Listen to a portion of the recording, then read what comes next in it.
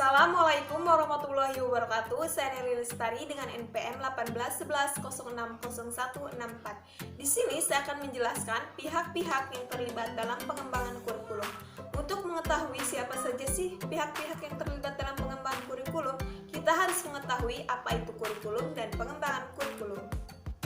Dalam Undang-Undang Nomor 20 Tahun 2003 Pasal 1 Ayat 19 Konstitusi menyatakan bahwa kurikulum adalah seperangkat rencana dan pengaturan mengenai tujuan, isi, dan bahan pelajaran serta cara yang digunakan sebagai pedoman penyelenggaraan kegiatan pembelajaran untuk mencapai tujuan pendidikan tertentu. Dan pengembangan kurikulum adalah istilah yang komprehensif, di dalamnya mencakup perencanaan, penerapan, dan evaluasi. Perencanaan kurikulum adalah langkah awal membangun kurikulum ketika pekerja kurikulum membuat keputusan dan mengambil tindakan untuk menghasilkan perencanaan yang akan digunakan oleh guru dan peserta didik. Selanjutnya, pihak-pihak yang terlibat dalam pengembangan kurikulum. Yang pertama ada peran para administrator pendidikan. Nah, administrator pendidikan ini terdiri dari administrator pusat, yaitu direktur dan kepala pusat, administrator daerah, yaitu kepala kantor wilayah, dan administrator lokal, yaitu kepala kantor kabupaten, kecamatan, dan kepala sekolah. Peranan para administrator di tingkat pusat dan pengembangan kurikulum adalah menyusun dasar-dasar hukum, menyusun kerangka dasar serta program inti kurikulum. Kerangka dasar dan program inti tersebut akan menentukan minimum course yang dituntut. Atas dasar kerangka dasar dan program inti tersebut, para administrator daerah dan administrator lokal mengembangkan kurikulum sekolah bagi daerahnya yang sesuai dengan kebutuhan daerah. Administrator tingkat pusat bekerja sama dengan para ahli pendidikan dan ahli bidang studi di perguruan tinggi serta meminta persetujuan terutama dalam penyusunan kurikulum sekolah. Atas dasar kerangka dasar dan program inti tersebut, para administrator daerah, kepala kantor wilayah, dan administrator lokal yaitu kabupaten, kecamatan, dan kepala sekolah mengembangkan kurikulum sekolah bagi daerahnya yang sesuai dengan kebutuhan daerah. Yang kedua, ada peranan para ahli dalam pengembangan kurikulum. Pengembangan kurikulum bukan saja didasarkan atas perubahan tuntutan kehidupan dalam masyarakat, tetapi juga perlu dilandasi oleh perkembangan konsep-konsep dalam ilmu. Oleh karena itu, pengembangan kurikulum membutuhkan bantuan pemikiran para ahli, baik ahli pendidikan, ahli kurikulum, maupun ahli bidang studi atau disiplin ilmu. Dengan mengacu pada kebijaksanaan yang ditetapkan oleh pemerintah, baik kebijaksanaan pembangunan secara umum maupun pendidikan, perkembangan tuntutan masyarakat, dan masukan dari pelaksanaan pendidikan dan kurikulum yang sedang berjalan. Para ahli pendidikan memberikan alternatif konsep pendidikan dan model kurikulum yang dipandang paling sesuai dengan keadaan dan kebutuhan masyarakat. Partisipasi para ahli pendidikan dan ahli kurikulum terutama sangat dibutuhkan dalam pengembangan kurikulum pada tingkat pusat. Apabila pengembangan kurikulum sudah banyak dilakukan pada tingkat daerah dan lokal, maka partisipasi mereka pada tingkat daerah, lokal, bahkan sekolah juga sangat diperlukan. Sebab apa yang telah digariskan pada tingkat pusat belum tentu dapat dengan mudah dipahami oleh para pengembang dan pelaksana kurikulum di daerah. Pengembangan kurikulum juga membutuhkan partisipasi para ahli bidang studi atau bidang ilmu yang juga mempunyai wawasan, pendidikan serta perkembangan tuntutan masyarakat.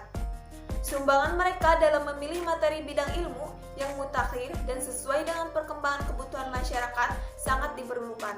Mereka juga sangat diharapkan partisipasinya dalam menyusun materi ajaran dalam sekuensi yang sesuai dengan struktur keilmuan tetapi sangat memudahkan para siswa untuk mempelajarinya.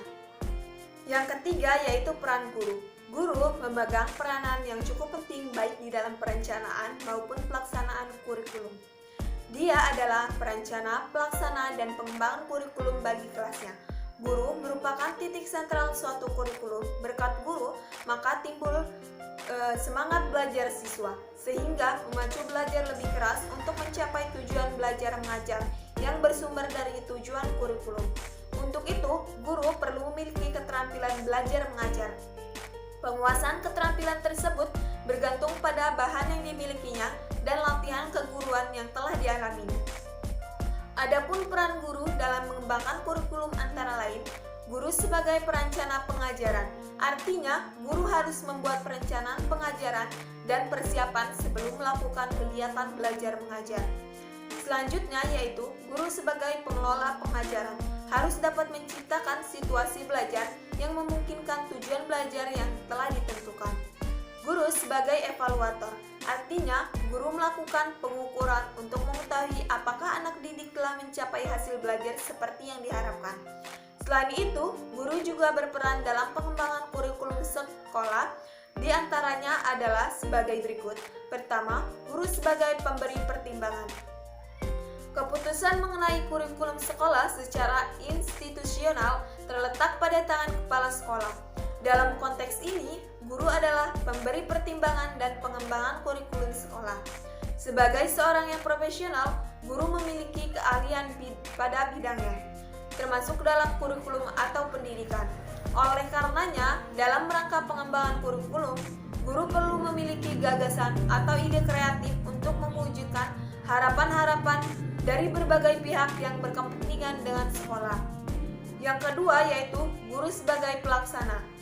Pengembangan kurikulum sekolah, konsep ini dapat ditarik dalam dua konteks. Yang pertama, guru sebagai pelaksana proses pengembangan kurikulum. Sekolah terlibat sebagai tim yang ditunjuk untuk membuat kurikulum sekolah.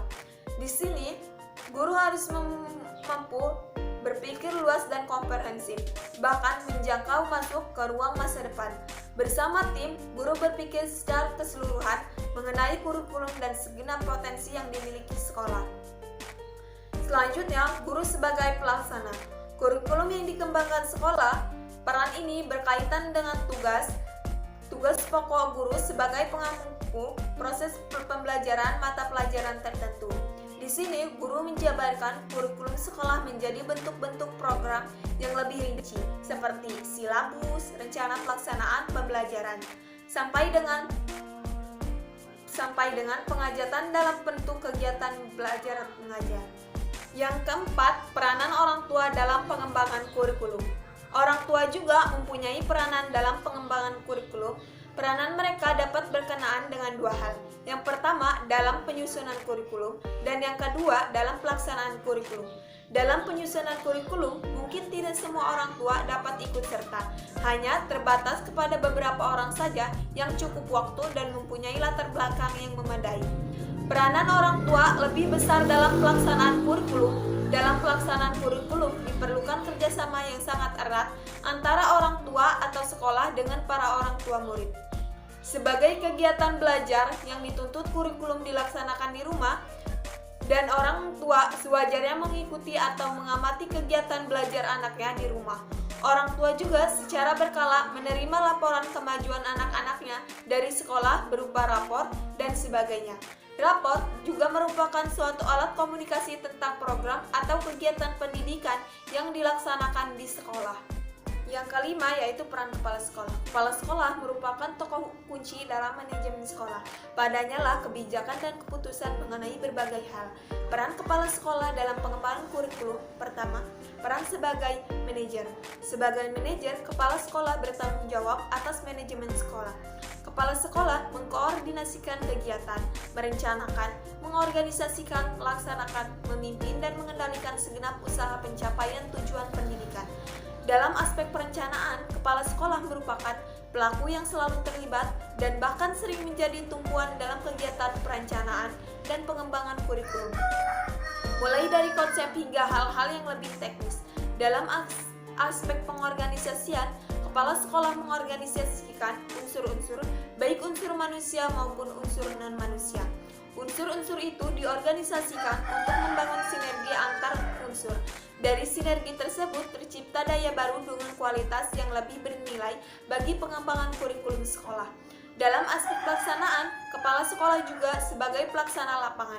Ia adalah orang yang mengkoordinasikan pengembangan kurikulum dan sekaligus menjadikan atau menerapkan kurikulum. Kepala sekolah mengemban tugas memimpin. Dalam hal ini, kepala sekolah mengarahkan dan memberi komando.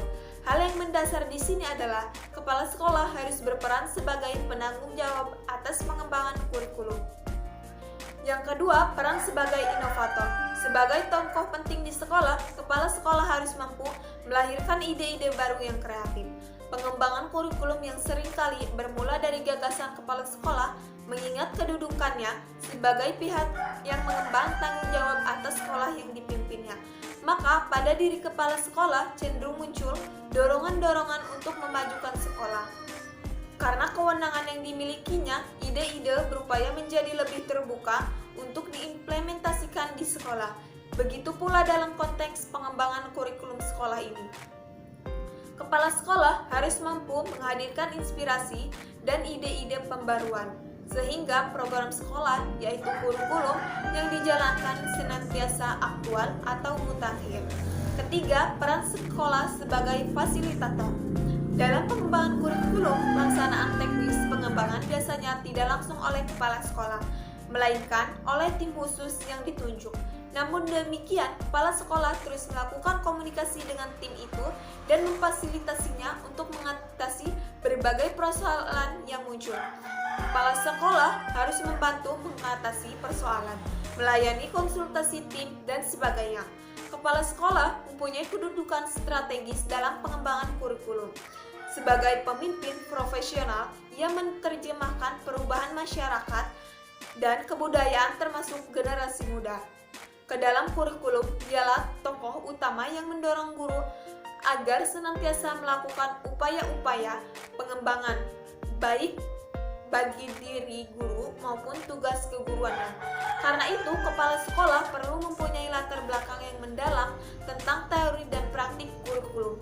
Perubahan kurikulum hanya akan berjalan dengan dukungan dan dorongan kepala sekolah. Ia dapat membangkitkan atau mematikan perubahan kurikulum di sekolahnya. Yang keenam yaitu peran komite sekolah dalam pengembangan kurikulum sekolah. Komite sekolah merupakan nama baru pengganti Badan Pembantu Penyelenggaraan Pendidikan atau BP3. Komite sekolah memiliki peran sebagai berikut. Yang pertama, advisor agens, yaitu pemberi pertimbangan dalam penentuan dan pelaksanaan kebijakan pendidikan sekolah. Yang kedua yaitu supporting agents, yaitu pendukung baik yang berwujud finansial, pemikiran maupun tenaga dalam penyelenggaraan pendidikan sekolah. Yang ketiga yaitu controlling agents, yaitu pengontrol dalam rangka transparansi dan akuntabilisasi penyelenggaraan dan keluaran pendidikan sekolah. Serta yang keempat yaitu mediasi agent, yaitu mediator antara pemerintah dan masyarakat.